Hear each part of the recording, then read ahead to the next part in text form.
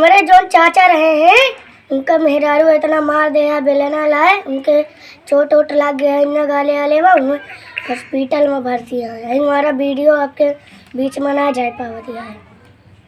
चाचा हॉस्पिटल में है, उन्हें ठीक हो के तो फिर वीडियो अपने आप लोगों के बीच में जाए और चाचियों से बदला लेने उनके सब चाचा।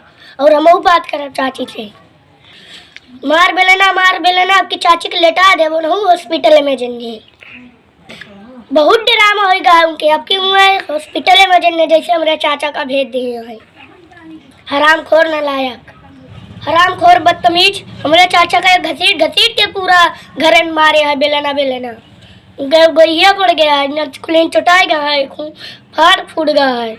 हमारा चाचा इससे पकड़िया बहुत तेज भागत रहे, चैलो देते रहे पिछिया तब वो मारते रहे उठाई नहीं।